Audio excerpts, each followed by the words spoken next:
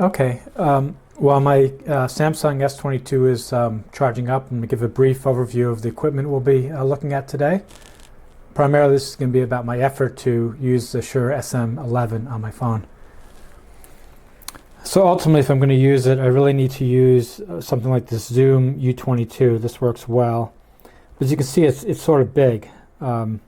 Anyway, here's the SM11. So this is a Shure SM11. And you can notice it's much bigger than a normal lavalier. Let me show you compared to this other one. And then the second setup I have is I can use the Tram TR50, which is a condenser microphone, and I can use that with the pile. Actually works. Now, the interesting about the Tram is that how you mount it. If you mount it closer to the body, you'll get more low end. If you mount it facing away, you get more high end. So that's sort of an interesting thing about this, because it's a flat mic under here. But anyway, this is the pile USB connector. They're very inexpensive. I got this for $16, I think. This I bought for $50. I found this really useful because there's a battery in it that you can use. Anyway, and then finally, here's the Cubelix. This is also like $18. It's a USB mic. Of course, I use the adapter here to get into the phone. But anyway, so I'll just put this into the computer so you can hear this. So this will be the first mic I would always use with my phone because it's just so much easier to use. But the quality is just a little bit too tinny for me. Okay, well, I'm talking through all three microphones. I think the audio output on the Tram TR50 seems low, but I'm just going to go with it, see how it works. Okay, well, I'm talking through all three microphones. I think the audio output on the Tram TR50 seems low, but I'm just going to go with it, see how it works. Let me just get this camera going.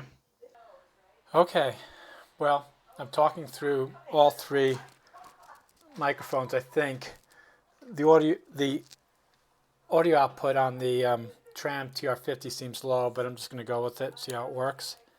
Let me just get this camera going. We have the Zoom U22 going into the Shure SM11. The pile is going to the TR50. And then I have the Cubelix just going right into the computer, which is coming through a Sony AR7 through there, which I'm recording on OBS 3. So I'm sorry, but I have a cold. I'm going to have a cold all winter. Not that my voice is ever really great. I don't know if you can see that I have the lavaliers right here. All right. And then I'm going to read my script, and then I'll go through each microphone, and you'll be able to read what it is. So in the bottom of the screen, I'll caption which microphone is being used. Just show them here. I've been working on my microphone setup for my phone, the Samsung S22 Ultra. Now, for this video, I'll explain why I'll only be able to use it with my phone in special cases. I'll also explain why manufacturers probably don't make them. Why is it important that I use a specific microphone technology? It's important because I believe no amount of computer processing can make microphone B sound like if microphone A is the sound you want. At least I can't do it. Therefore, if you want the sound you get from A, best to use A. Only use B if you absolutely cannot use A. Dynamic microphones need to be close to one's mouth. They also need relatively high-powered preamps. Generally, you can't just plug them into your phone or consumer camera and use them. The preamps can't handle it.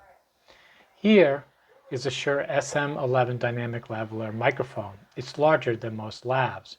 Okay, well that test didn't go as well as I wanted it to go. I had trouble getting the pile to work with the Tram TR50, so that sort of like threw me for a loop. And the more I thought about it, the more I thought, well, you know, if you can use the Shure SM11 with my phone, which is really what I want, I'm not going to use the Zoom U22 because I explained it's just too big and bulky. And actually the Cubelix sounded fine. And all this, you know, I do this, I'm like, yeah, I mean, sure, the SM11 has more of the podcast voice, more of the present voice. But is it really worth it? I mean, who's going to know the difference? Do I know the difference if anybody I'm watching? I don't know. But if you're watching this, then you're like me. Whatever. We're all we're all insane. Okay, so anyway, I'm talking to the my Sony A7R III, and I'm using the my Electro Voice EV20, my normal setup. And so I was remembering that Shure's come out with this MVX2U XLR to USB-C streaming adapter. It's funny they call it streaming adapter. It's really the same as that other thing they had that was longer and bigger. But I guess this one you can actually configure with software. That'll be interesting. Anyway, this would be perfect because it's small to use with the SM11 with my phone. So the question is, will the phone's USB power drive this to drive that little this little thing? Anyway, so I ordered it, $130. I bought the SM11 used for $120.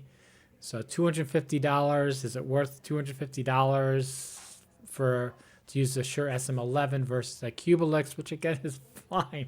I mean, it's pretty much what everybody uses on the internet. I mean, that quality is what people use, and they use a Rode Go whatever or some sort of wireless,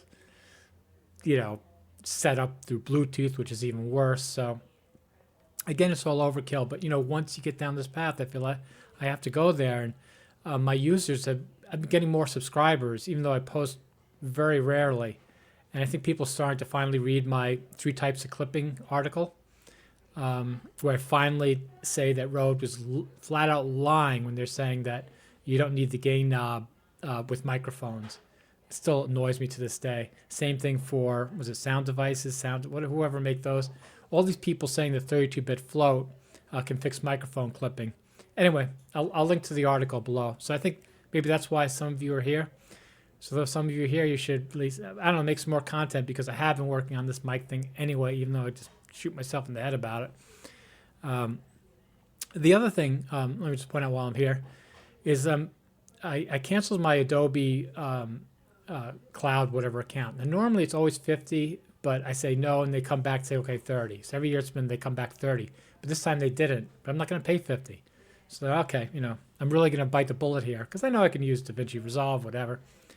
So I thought I'm just going to use Caden Live for this video, try and use it. It's blown me away how easy it's been. How great. Actually, in some ways, so much faster than Premiere. It's really just surprising me. Anyway, so I'll do another future video on that, but I just thought I'd put that in here. Anyway, tomorrow, hopefully, this Shure MVX2U Motive XLR to USB-C streaming adapter will come. I'll hook up the Shure SM11 to my phone, see if it works. If it works, that will be my setup. And also try it with the Tram TR50, because like I said, it's not as podcaster deep as as a dynamic, but it's the nicest sounding condenser lavalier that I've at least owned. I bought that used somewhere too.